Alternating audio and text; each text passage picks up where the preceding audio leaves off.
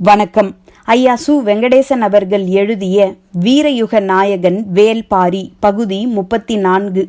இருளுக்குள் நடந்து கொண்டே கார்த்திகையின் கதையை சொல்லி முடித்தான் பாரி. கதை கேட்டபடி பின்னால் வந்து கொண்டிருந்தார் கபிலர். திசைவேழரின் காலக்கணிதம், பேரரசுகளின் வானியல் அறிவு ஆகியன பற்றி கபிலருக்கு இருந்த எண்ணங்கள் பாரி சொன்ன ஒற்றை கதையால் தள்ளாடத் தொடங்கின. 4 ஆண்டுக்கு ஒரு முறை வரும் ஒளிவாளினை இவ்வளவு துல்லியமாக கணித்து வைத்திருக்கும் போதே மலைமக்களின் வானியல் அறிவை புரிந்து கொள்ள கூடுதலாக முயன்றிருக்க வேண்டும் என தோன்றியது. பேச்சற்று வந்து கொண்டிருந்த கபிலரை பார்த்து பாரி, முருகன் கார்த்திகை விண்மீன் கூட்டத்துக்கு பெயர் சூட்டிய கதையை மட்டும்தானே சொல்லியுள்ளேன், இன்னும் எவ்வளவோ இருக்கின்றனவே என்றான். இன்னும் எவ்வளவோ என்றால் முருகனை பற்றியா, விண்மீன்களை பற்றியா? காலத்தை பற்றி. என்ன சொல்ல வருகிறான் பாரி என்ற திகைப்பு வாயடைக்கச் செய்தது கபிலரை. பாரி சொன்னான், அந்த 6 விண்மீன்களின் அடிப்படையில்தான் காலமும் 6 கூறுகளாக பகுக்கப்பட்டன. கார்காலம், கூதிர்காலம், முன்பனிக்காலம், பின்பனிக்காலம், இளவேநீர்காலம், முதுவேநீர்காலம் என 6 பெரும் பொழுதுகளும், வைகரை, காலை, நண்பகல், ஏற்பாடு, மாலை, யாமம் என 6 சிறு பொழுதுகளும் இதன் அடிப்படையில்தான் பகுக்கப்பட்டதாக சொல்வார்கள். இருள் சூழ்ந்துள்ள ஒற்றையடி பாதையில் பின்னால் வருகிறவர் சிறு ஓசை கூட எழுப்பாமல் வரக்கூடாது என்பது கபிலருக்கு தெரியும். ஆனால் தெரிந்தவையெல்லாம் தெரியாதவற்றின் பின்புலத்தில் போய் மறைகின்றன. பின்னணி கதைகள் காலத்தையே புரட்டுகின்றன. கபிலர் என்ன செய்வார்? மனம் புரண்டு எழுந்து உண்மையை பற்ற நினைத்த போது குறுக்கிட்ட கதை அது உண்மையா என்ற கேள்வியை எழுப்பியது. திகைத்து நின்றவரிடம் புதிதாய் வினா ஒன்று மேலெழுந்தது. வேளிர் குலத் தலைவன் உருவாக்கியதால்தான் பொழுதை அறிய வேலை என்ற சொல்லை பயன்படுத்துகிறோமா? காலை வேலை, மாலை வேலை என அழைப்பதன் காரணம் அதுதானா? கபிலரின் வினாவுக்கு பாரியிடம் விடையில்லை. சற்று நேர இடைவெளியில் மீண்டும் கபிலர் கேட்டார். காலச் சுழற்சியை 60 ஆண்டுகளாக வகுத்ததற்கும் ஒரு நாளை 60 நாழிகைகளாக பிரித்ததற்கும் இந்த 6 தான் அடிப்படையா? பாரியிடம் இருந்து மறுமொழி எதுவும் வரவில்லை. ஆனால் கபிலரின் உள்ளத்துக்குள் உருக்கொண்ட வினாக்கள் நின்றபாடில்லை. சற்றே நில் என்றார் கபிலர். முன் நடந்து கொண்டிருந்த பாரி நின்றான். அன்று அங்கவை கேட்ட வினாவை உன்னிடம் சொன்னேனே, நினைவிருக்கிறதா? எதுவென்று பாரி யோசித்து கொண்டிருந்தான். அந்த பொழுது கூட கபிலரால் காத்திருக்க முடியவில்லை. உயிரெழுத்துக்கள் ஏன் 12 என்று கேட்டாலே என்றார். ஆம் என்றான் பாரி. உயிரெழுத்துகள் 12, மெய்யெழுத்துகள் 18 எல்லாம் 6 மடங்குகளாகவே இருப்பது அதனால்தானா? 6 என்ற அச்சின் மீதுதான் எம்மொழி நிலை கொண்டுள்ளதா? 6 என்பது எண்ணாகவும் நதியாகவும் மொழியாகவும் காலமாகவும் விரிவு கொண்டதா என கேள்விகளை அடுக்கிக் கொண்டே போனார் கபிலர். அமைதியாய் நின்ற பாரி சொன்னான், இந்த வினாக்களுக்கு விடை கூற வேண்டியவர் நீங்கள்தானே, என்னிடம் கேட்கிறீர்கள்? விடையை யாரும் சொல்லிவிடலாம். வினாக்கள் உருத்திரள்வதுதான் முக்கியம். பரம்பின் மீது ஏறத் தொடங்கியதிலிருந்து நான் முக்கியமாக கண்டடைந்தது விடையை அல்ல, வினாவைத்தான். பெரும் உண்மைகள் எளிய கேள்விகளுக்குள் தலை நுழைத்துதான் வெளிவருகின்றன. கபிலர் கேள்விகளுக்குள் தலை நுழைத்து கொண்டிருந்தார். காலத்தை பற்றி வேறென்ன சொல்ல வந்தாய்? முருகன் அளவுக்கு இயற்கையின் ஒவ்வொரு அசைவையும் நுட்பத்தையும் புரிந்து கொண்ட இன்னொரு தலைவன் இல்லை. முருகனோடு 2 பறவைகளை பற்றிய கதைகளை இணைத்தே மக்கள் சொல்வர், கேட்டிருக்கிறீர்களா? நான் கேள்விப்பட்ட கதைகள் எல்லாம் இங்கு தலைகீழாக மாறிவிடுகிறதே. நீ எந்த பறவைகளை சொல்கிறாய்? சேவலையும் மயிலையும் தான். இந்த பறவைகளுக்கும் காலத்துக்கும் இருக்கும் உறவை பற்றி கபிலர் சிந்தித்து கொண்டிருந்த போது பாரி சொன்னான். சேவல் கதிரவன் விரும்பி. செந்நிற ஒளியின் முதல் கீற்று வானில் மேலெழத் தொடங்கியவுடன் குதூகலித்து கொக்கரிக்கத் தொடங்கிவிடும். அதன் மகிழ்வுக்கு அளவு ஏதும் இல்லை. அதே போலத்தான் மயிலும். அது மழை விரும்பி கார்மேகங்கள் கூடத் தொடங்கியதும் குதூகலிக்கத் தொடங்கும். இறகு விரித்து தனது மகிழ்வை கொண்டாடும். நெருப்பும் நீரும் போலத்தான் கார்த்திகையின் இன்னொரு குறியீடு இவை இரண்டும். சேவலின் கொக்கரிப்பையும் மயிலின் தோகை விரிப்பையும் கார்த்திகையோடு இணைத்து பாரி சொன்ன கணத்தில் உடல் சிலிர்த்து அடங்கியது. காலத்தின் எதிரெதிர் முனைகளை வைத்துதான் முருகனை பற்றிய எல்லா கதைகளும் பின்னப்பட்டுள்ளன என தோன்றிய போதே 60ஆங்கோழியின் நினைவு வந்தது. முருகனுக்கு மிகவும் பிடித்தது அறுபதாங்கோழி என்றுதானே பரம்பு மக்கள் சொன்னார்கள். இளஞ்சிரிப்பு மாறாமல் பாரி சொன்னான், சேவலும் மயிலும் காலத்தின் குறியீடு என்றால் அறுபதாங்கோழி காதலின் குறியீடு. அது முழுநிலா நாளில் வானம் பார்த்து தனது மெல்லிய குரல் கொண்டு ஒலி எழுப்பும். சேவல் போல தனது அலகு திறந்து கூவாது. மூடிய வாயின் முணுமுணுப்பாய் வெளிவரும் இசை வண்டுகளின் ரீங்காரம் போல மெல்லொலி எழுப்பும். வள்ளியும் முருகனும் நரந்தம்புல்லின் நடுமேட்டில் இருந்த காலமெல்லாம் காற்றில் மிதந்த ஓசை அதனுடையதுதான். அந்த ஓசை காதலர்கள் உயிர் சுருண்டு ஓருடல் கொள்ள வழி செய்யும். கார்காலமும் வேனிற்காலமும் இணைந்ததன் அடையாளமாக கார்த்திகை இருப்பதைப் போல ஆணும் பெண்ணும் இணைந்த காதல் அடையாளம்தான் அறுபதாங்கோழி. ஒரு வகையில் எரியும் நீரும் குளிரும் நெருப்புதான் அதுவும். காலத்தையும் காதலையும் வைத்து வள்ளியுடன் நடத்திய விளையாட்டு வள்ளி முருகனை பற்றிய எல்லா கதைகளிலும் நிகழும் போலும் என்றார் கபிலர். காலத்துடனும் காதலுடனும் விளையாடி பார்க்க விருப்பமில்லா மனிதன் யார்? மனிதனின் அடிப்படையான விருப்பம் இவை இரண்டும் தானே. அதனால்தான் எல்லோருக்கும் இந்த விளையாட்டு பிடித்திருக்கிறது. அதை விளையாடி தீர்த்த வள்ளி முருகனையும் பிடித்திருக்கிறது. வள்ளி முருகனின் கதையை அசை போடுதல் காலத்தையும் காதலையும் மறுபடி நிகழ்த்தி பார்த்தல் போலத்தான். அந்த நிகழ்வு மனதுக்குள் நிகழும் போது வெளிப்பேச்சுக்கு வேலை என்ன? பாரியும் கபிலரும் இருவேறு உலகுக்குள் நீந்தியபடி நடந்து சென்றனர். இருளின் அடர்த்தி குறையத் தொடங்கியது. மழை நின்ற இரவு. கிழக்கே மேலெழும் புத்தொலிக்காக காத்திருந்தது. பறவைகளின் குரலொலி கேட்டபடி இருவரும் நடந்தனர். நீண்ட நேரம் கழித்து கபிலர் கேட்டார், முருகன் கண்டறிந்தவை வேறு என்னென்ன? நிறைய இருக்கின்றன. ஆனால் சொல்ல முடியாதவைகளாக இருக்கின்றன. என்னிடம் சொல்ல முடியாதவையா? ஆம். தம் குலம் அல்லாதவர்களுடன் பகிர்ந்து கொள்ள முடியாதவை குலங்களில் நிறைய உண்டல்லவா? நீண்ட நேரம் கழித்து கதைகளிலிருந்து மீண்டு தன் நிலைக்கு வந்தார் கபிலர். எவ்வளவு ஒன்றினாலும் விலக வேண்டிய இடம் உண்டு என்பதை உணரும் நேரம் சற்றே கடுமையானது. ஆனாலும் அவை குறித்து நீங்கள் ஏற்கனவே கேள்வி எழுப்பிவிட்டீர்கள். உங்களது கேள்வியால் திகைத்து போய் நின்றது அன்றுதான் என்றான் பாரி. எதை சொல்கிறான் பாரி என யோசித்து கொண்டிருந்தார் கபிலர். பாரி சொன்னான், ஒளிவாளினை பார்க்க குன்றுக்கு மேல் உங்களை நான் அழைத்து சென்ற போது நீங்கள் கேள்வி ஒன்று கேட்டீர்கள். கபிலர் சிந்தித்தபடியே சொன்னார். பாழிநகர் பற்றி கேட்டேன். அங்கு வேளிர்களின் செல்வங்கள் பாதுகாத்து வைக்கப்பட்டுள்ளனவா என்று கேட்டேன்.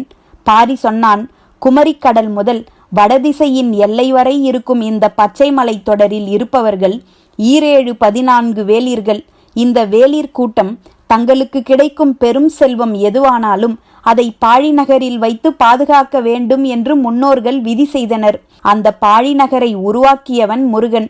தான் அன்று கேட்ட வினாவுக்கு இன்று பாரியிடம் இருந்து விடை வந்தது. அந்நகரை வேளிர் மட்டுமே அறிவர் என கேள்விப்பட்டுள்ளேன். ஆம் என்றான் பாரி. பிறரால் அறிய முடியாத நகரம் மண்ணில் எப்படி இருக்க முடியும்? மண்ணின் மேல் இருக்க முடியாது, மண்ணுக்குள் இருக்க முடியும் அல்லவா? கபிலர் மிரண்டு நின்றார். பாரி சொன்னான், அது மண்ணுக்குள் வடிவமைக்கப்பட்ட அமைப்புகளை கொண்டது. அங்குதான் ஆதி காலந்தொட்டு வேளிர்களின் செல்வங்கள், அதாவது பச்சை மலையின் வியக்கத்தகு செல்வங்கள் சேகரிக்கப்பட்டு வருகின்றன. அந்த பாழிநகரை பாதுகாக்கும் பொறுப்பை எவ்வியிடம் ஒப்படைத்தான் முருகன். அன்றிலிருந்து பரம்பின் மக்கள் அதை பாதுகாத்து வருகிறார்கள். மற்ற வேளிர்கள் அந்த இடத்துக்கு வந்து செல்கின்றனரா? ஆம், பாதுகாப்பது மட்டும்தான் எங்களின் பணி. மற்ற அனைத்து வேளிர்களுக்கும் அந்த இடம் எங்கு இருக்கிறது என்ற உண்மை தெரியும். எவ்வியூரிலிருந்து மலைப்பாதையின் வழியே போனால் பாழிநகர் போய்விடலாம் என்று நீ சொன்னாயே. கபிலர் முடிப்பதற்குள் பாரி சொன்னான், அது வெளித்தோற்றத்துக்காக நாங்கள் அமைத்துள்ள சிறு பாழிக்கான பாதை. பெரும்பாழி இருக்கும் இடம் வேறொன்று. முடிச்சோடு நின்றது பாரியின் மறுமொழி. இதை நேரடியாக கேட்க முடியாது, ஆனால் கேட்காமல் இருக்கவும் முடியாது. என்ன செய்யலாம் என்று சிந்தித்தபடியே கபிலர் கேட்டார், மலைப்பகுதியில் மண்ணுக்குள் இருக்கும் ஓர் இடத்தை எல்லா காலங்களிலும் பாதுகாத்துவிட முடியுமா? கால ஓட்டத்தில் எளிதில் அழிந்து விடாதா? எவ்வளவு நிதானத்துடனும் கூர்மையுடனும் கபிலர் பாழிநகரை நெருங்குகிறார் என்பதை பாரி கவனித்தபடியே சொன்னான். அந்த நகரை இப்போது மட்டுமல்ல, இன்னும் எத்தனை ஆயிரம் ஆண்டுகள் ஆனாலும், மண்ணுள் எவ்வளவு ஆழம் புதைந்தாலும் வேளிர் குலத்தவரால் கண்டுபிடித்துவிட முடியும். எப்படி கேட்பது? பாரிக்கு இக்கட்டான நிலையை உருவாக்கிவிடும் என்று கபிலருக்கு தோன்றியது. ஆனால் கேட்காமல் இருப்பது உருவாகும் எண்ணத்தை மறைக்கும் செயல். மறைக்க முயல்வது தோழமையன்று என்று எண்ணியபடியே கபிலர் சொன்னார்.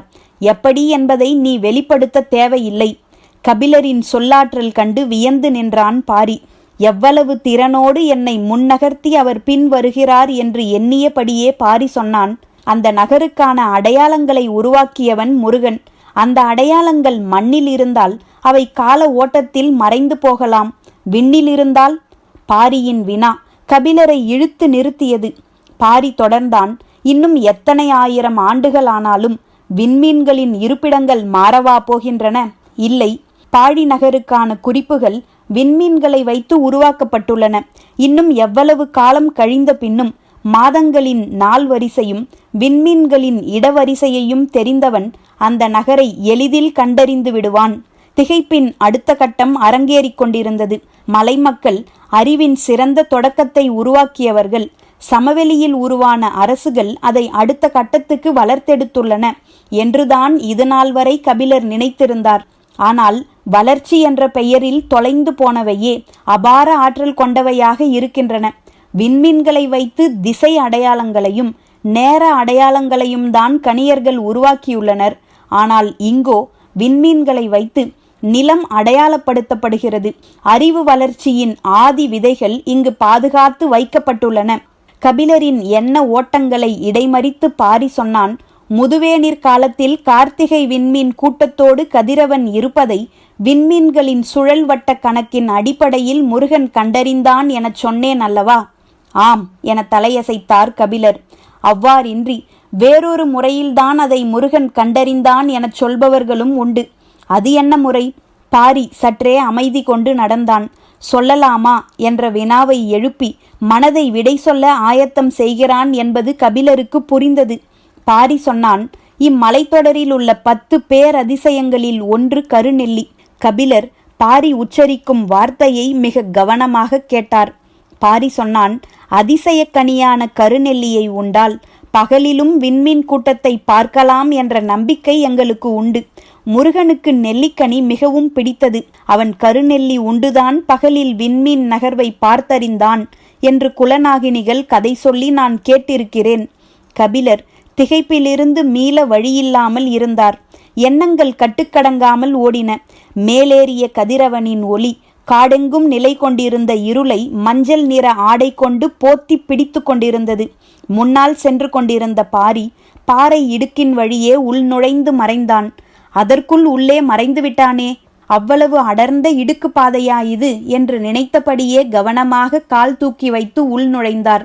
இருள் சூழ்ந்த பாதை நீண்டிருந்தது. சற்று தொலைவு நடந்தான். பெரும் பாறை ஒன்று பாதையில் குறுக்கே நிற்பது தெரிந்தது. அதன் பின்புறம் இருந்து காலை கதிரவனின் ஒளி தெரித்து சிதறிக் கொண்டிருந்தது.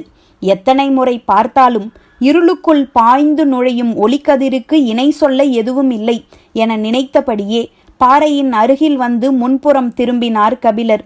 திருப்பத்தில்தான் எல்லாம் இருந்தன. இணை சொல்ல முடியாதவை என்ற சொல்லின் முழுமையை இயற்கை அவருக்கு காண்பித்தது.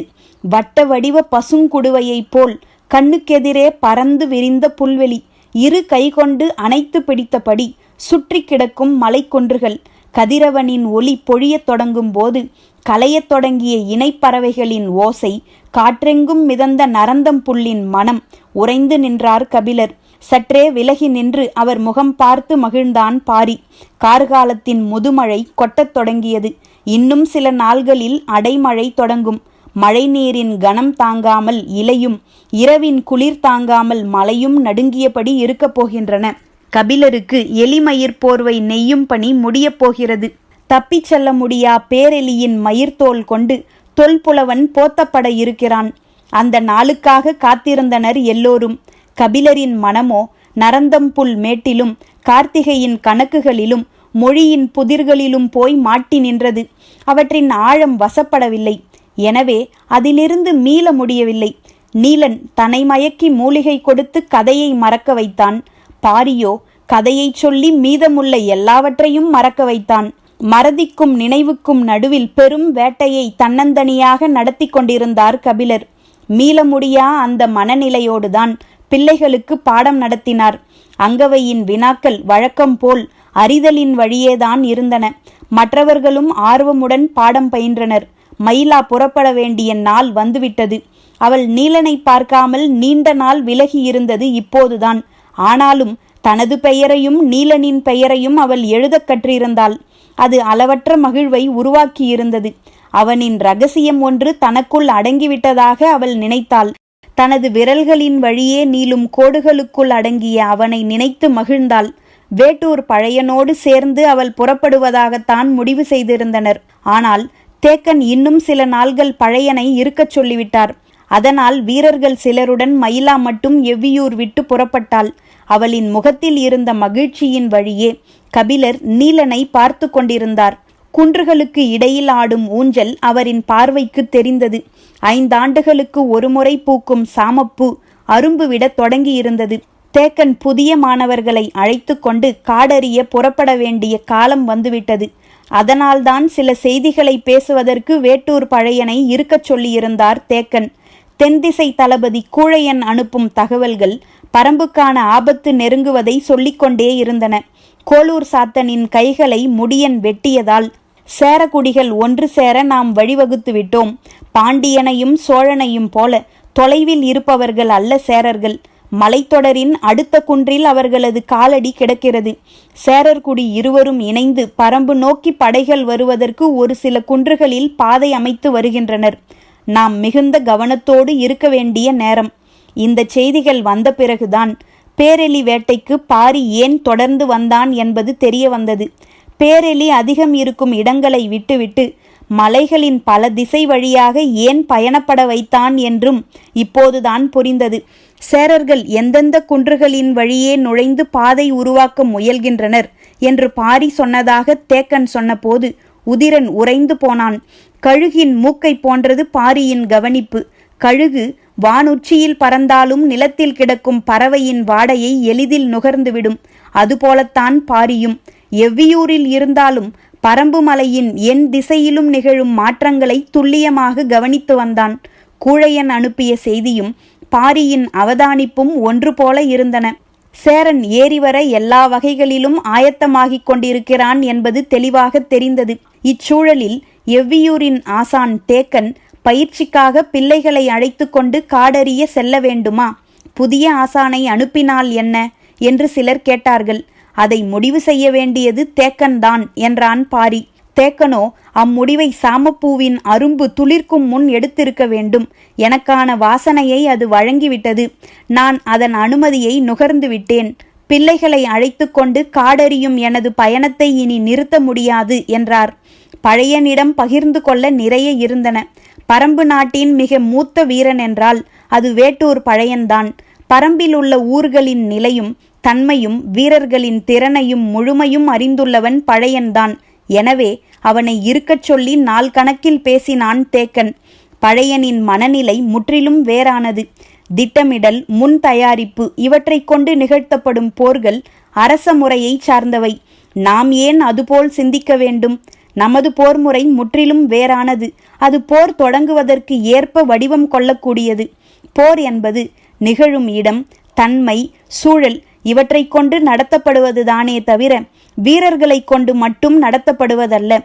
எனவே அந்த கணத்தில் எடுக்க வேண்டிய முடிவை முன்கூட்டி எடுப்பது அறியாமையாகும் என்றார் பழையன். பேரரசுகளால் சூழப்பட்டுள்ளோம். நமது பாரம்பரிய முறைப்படி நாம் போரிடுவோம்.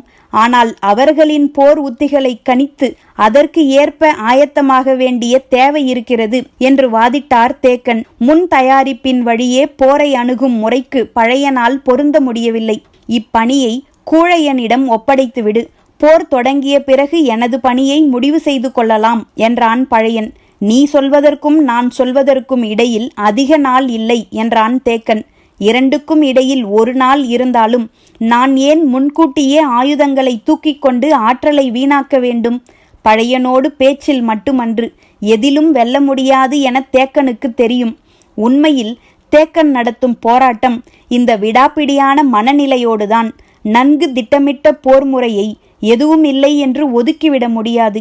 இயற்கையின் பல அமைப்புகள் திட்டமிட்ட ஒருங்கிணைப்பை கொண்டு தாக்குதல் தொடுக்கின்றன. இந்த எடுத்துக்காட்டை நாம் சொன்னால் இதற்கு மாற்றான 1000 எடுத்துக்காட்டுகளை பழையன் சொல்வான். எனவே மறுமொழியின்றி அமைதியானான் தேக்கன். ஆனால் சூழலில் இந்த அமைதி இல்லை. பரம்பின் குரல் ஒலிக்கும்.